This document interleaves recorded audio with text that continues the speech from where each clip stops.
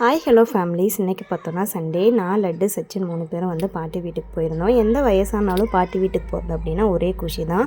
அங்கே பார்த்தோன்னா நிறைய ஃப்ரூட் செடிலாம் வச்சுருக்காங்க. ஃபர்ஸ்ட் பார்த்தோம் அப்படின்னா வாட்டர் ஆப்பிள் தான் சாப்பிட்டுட்டு இருந்தோம். வாட்டர் ஆப்பிள் பார்த்தோன்னா நிறையவே காய்ச்சிருந்தது, நிறைய கொத்து கொத்தாக பார்க்கறதுக்கு அவ்வளோ அழகாக இருந்தது. இப்போ தான் வந்து நிறைய பூ பிஞ்செல்லாம் விட்டுருந்தது, அதெல்லாம் வந்து நல்லாவே பறித்து சாப்பிட்டோம்.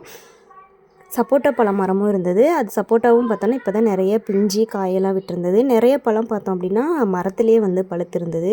மரத்துலேயே பழுத்த பழத்தை வந்து சாப்பிடும்போது அவ்வளோ ஸ்வீட்டாக டேஸ்ட்டாக இருந்தது. நான் லட்டு சச்சின் 3 பேருமே வந்து நிறையவே சாப்பிட்டு வந்தோம். நெக்ஸ்ட்டு மலை சீத்தா இருந்தது. அது பார்த்தோன்னா கொஞ்சம் பச்சையாக இருந்ததுனால அதை சாப்பிட முடியல. நெல்லிக்காய் நிறைய கொத்து கொத்தாக காய்ச்சிருந்தது, சின்ன நெல்லிக்காய். அது பார்த்தோன்னா ரொம்ப புளிப்பாக இருந்தது, அதுவும் சாப்பிட முடியல. மரவள்ளி கிழங்கு வந்து செடி வச்சுருந்தாங்க. அது வந்து கிழங்கு இன்னும் ஊரில் அப்படின்ட்டு அதுவும் வந்து சாப்பிட முடியல.